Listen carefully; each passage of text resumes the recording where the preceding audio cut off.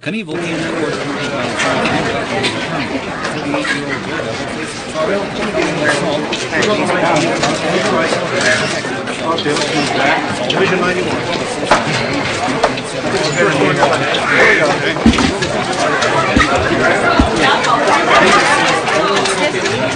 How are you? Good morning, Paul. Good morning. Can I talk to you a little later? Knievel's attorney asked for and was granted a delay of the arraignments until October 12th. Knievel remains free on $1,000 bail. Attorney Paul Caruso didn't have much to say to reporters after Paul, the brief. we have a little Well, we have no statement, gentlemen, until we have a chance to read the complaint. We haven't read the complaint. We just got a copy of the complaint this morning, so we have no chance to do anything. Caruso went on to say he intends to have I can't answer for Mr. Knievel.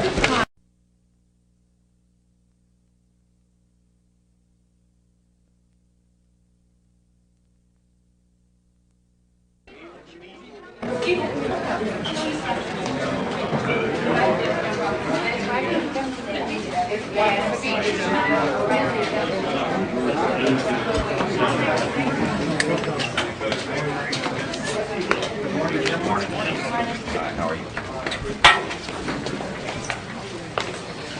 Morning, fellas. Good morning, fellas. Good morning, everybody. Bonnie, how are you today? Hi.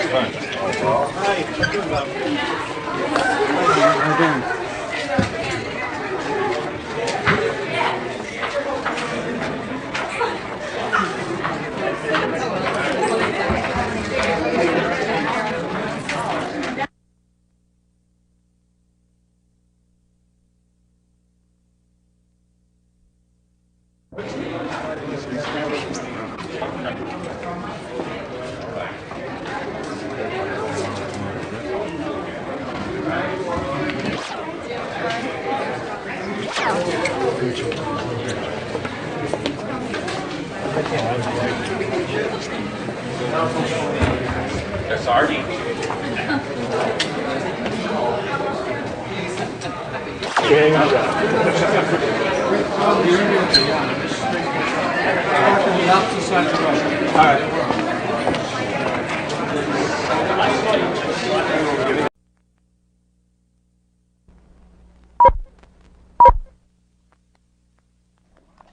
Knievel will spend the next couple of days in county jail while his application for the work furlough program is processed. If he does make that program, it means Knievel spends nights and weekends in the jail and be free to leave during weekday daylight hours to go about his regular business. Knievel's attorney Paul Caruso, guy that they view as sort of a hotshot stuntman. Well, of course, your question includes a fact, not an evidence. It's not a very nice hotel. It's a place with bars in it. It's a place where there's one toilet for perhaps 8 men, one lavatory for perhaps 8 men, one payphone, if there is a payphone on that floor. It's hardly a hotel. It's not, and the food stinks. Wearing his suit of blue leather and white cotton, Knievel was escorted to the county prisoner's bus, headed downtown to exchange that suit for one of jail's... Comments, Evel? It's a beautiful morning and I'm in good hands. See you later.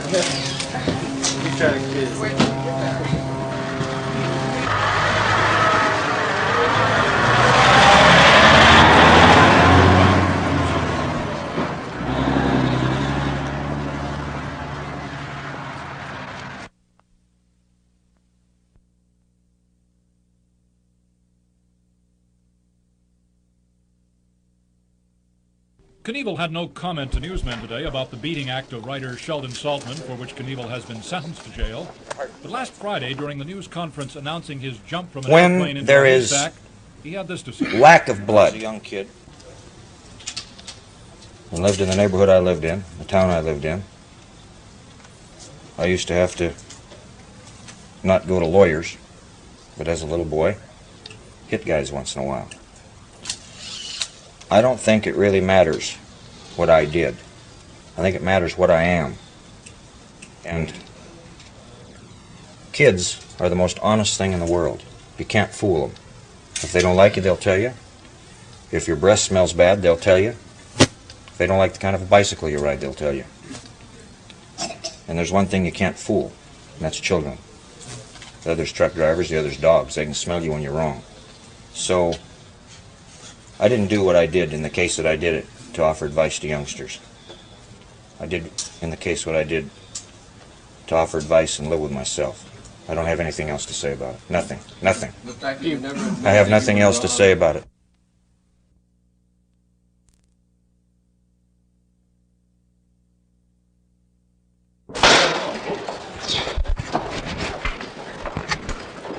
Beautiful morning this morning. Can you treat the restroom like a court of law? You're not far from the restroom area, boys.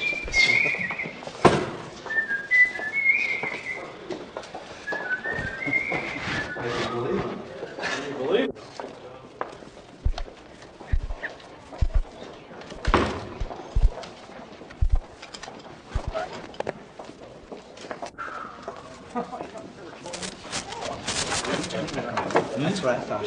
What? Give it.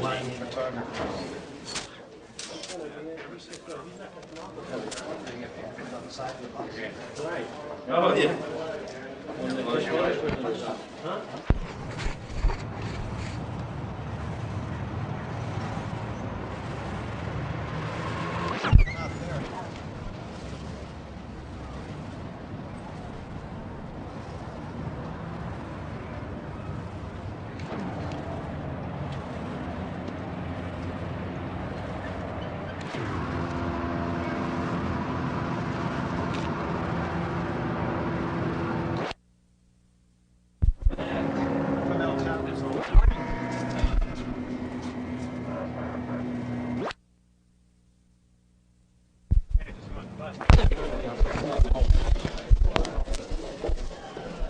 Everybody ready? We're rolling. Okay. What exactly is going to happen now for Evel? Well, Jim, as you know, since you were here earlier, I want your bosses to know that. I'm glad that, yes, I was here when he got here, right? Okay. We arrived at 8:20 a.m. on Monday, today's the 21st November 1977, pursuant to Judge Rafeedie's order that Evel surrender himself this morning. He was accompanied by Stan Rosenfield and Jack Swank and myself, and he is presently in the bullpen of the Santa Monica Superior Court Jail. The expectation is he'll be transported to the Central Jail on Boucher Street. He'll be given a booking number. He'll be mugged, fingerprinted, booked, and then, God willing, if he clears eligibility for the work furlough program, he'll be transported to the Hall of Justice at Temple and Broadway, which is the headquarters for the work furlough program. Well, this means that he spends his nights and weekends in jail. His days are free. Yeah, I want to make one thing very clear, and that this program was not designated for Evel Knievel. It's used thousands of times in this county, and I think rightfully so, to avoid the drain on county finances. It enables a father to go to work and support his wife and kids. The alternative is for him to sit in jail, eat 3 meals a day, be fed by the county, housed by the county, watch television, read books, and produce no income. So this makes sense, and I want to make sure that everyone realizes this is not just for Evel Knievel. Well, what is he going to be doing during the daytime, though? Oh, he has several projects. He has to get the logistics of how he is going to supply his jump from the 40,000-foot altitude with no parachute. He has several TV projects. He has approximately, I would estimate, 2,000 to 3,000 people whom he supports directly or indirectly through his various enterprises. So he has much. It's business as usual, then, isn't it, for him? It's the same. It's like going to a hotel. How did he feel when he came in this morning? He felt the way he has felt throughout. He said he did something and he must pay for it, and he's paying for it. No indication that he wanted to back out or that he was unprepared to pay the price. What would he have to do to get time off for good behavior and reduce that 6 months even further? Every inmate in the county jail receives 5 days off his sentence each month for good behavior, if he doesn't transgress any rules.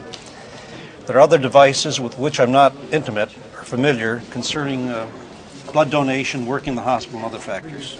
Given the fact that he does at times have a temper, are you at all concerned that he could be...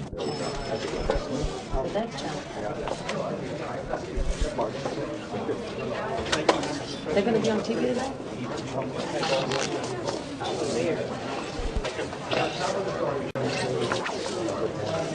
That's the president. Okay,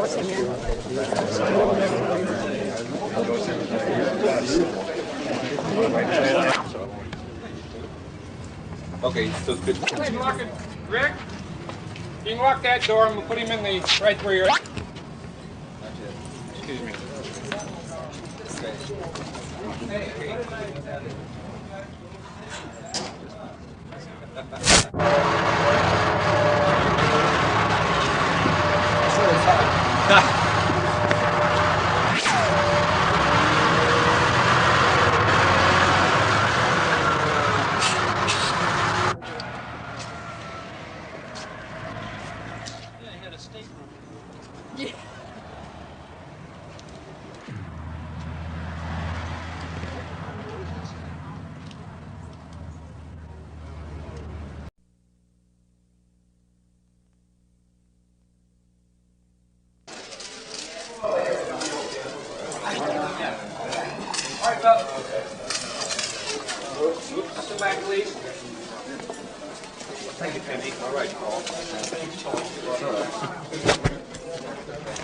In the case of society with Evel Knievel, and what at times when I have been broken in half, both physically and financially, have been asked to do for certain people in society in this country. What I have tried to be, I'm proud of. I put that all down on one side of a piece of paper. In this case, what society has done to me, I have a personal feeling that the bad there outnumbers the good. I don't feel I belong in jail. I believe the other man.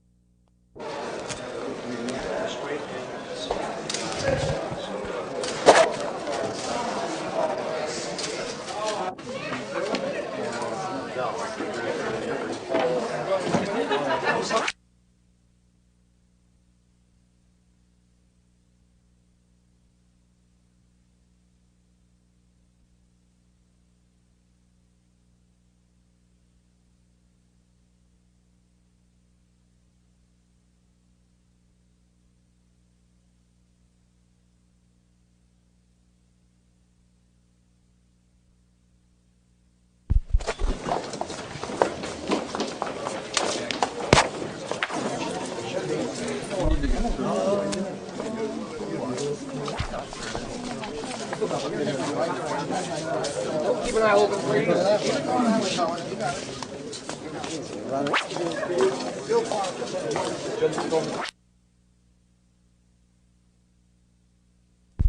Yeah. I got one right there. One up in Michigan. You want to put it down here? Right here, Stan. Right here.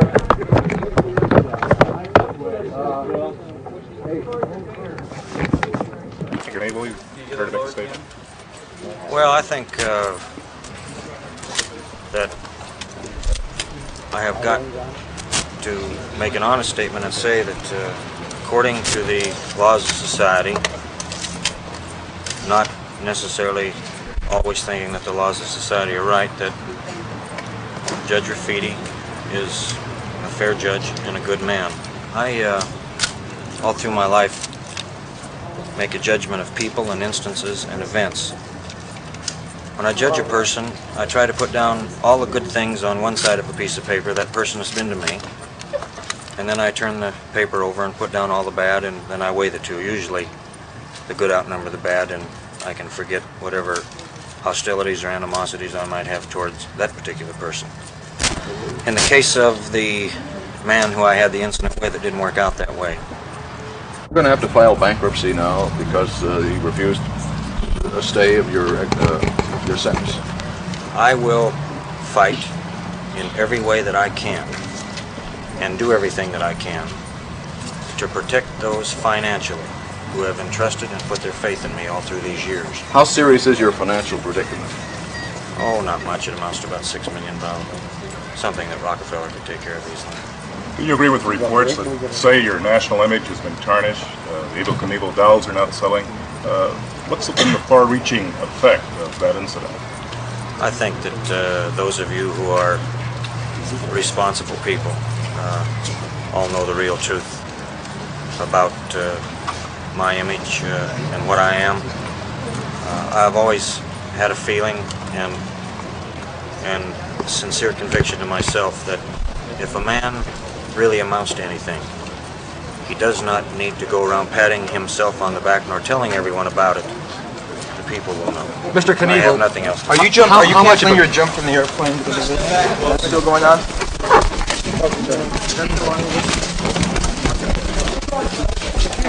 Pay any of your debts, blessings, and some of the assets. Well, here. You don't, I guess, at the time that you originally went into court, We had no knowledge of it wasn't the truth. you don't any longer have the coal mine in Utah or the apartment Coal house. mine is worth nothing. I'd like to give that to the district attorney. Let's pass district taxes. What you're saying is that you don't know sufficient assets to sell them and pay the debt.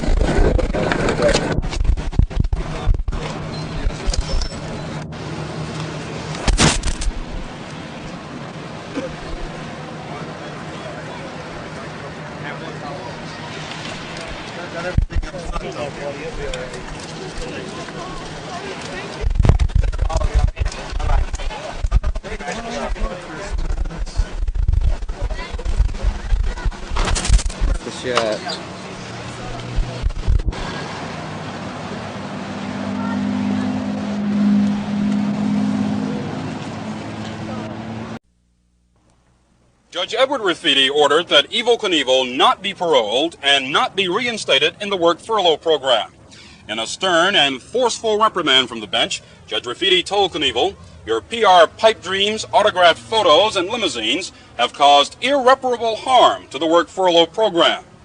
The judge went on to... Knievel was then taken back to the LA County Jail, where he will remain in custody for at least another 4 months.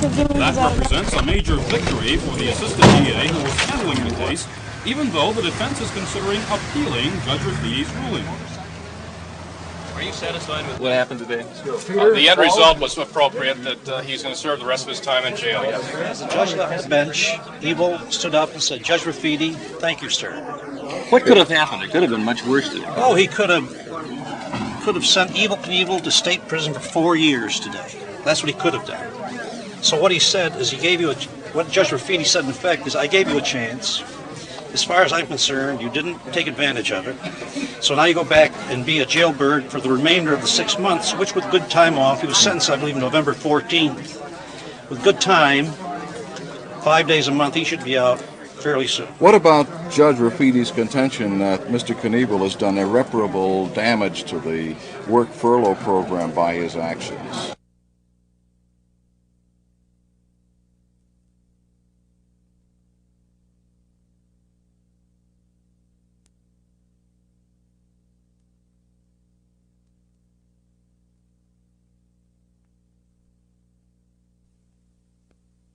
The courtroom was packed as the judge went on to say that the motorcycle daredevil got himself into this legal mess because of what the judge called an act of extreme cowardice.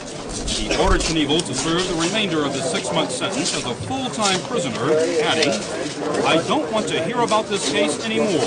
You are Robert Knievel with a booking number. Do your time like a man, with dignity."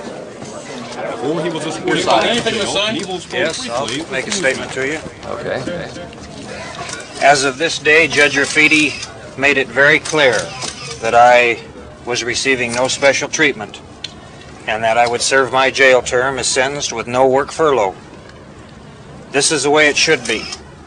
As I stated in court, I have never lied to the judge. What I did is against the laws of society. I did it. I'll stand by it. and I'm willing to serve my sentence for it. That's all I have to say. Excuse this gentleman, please.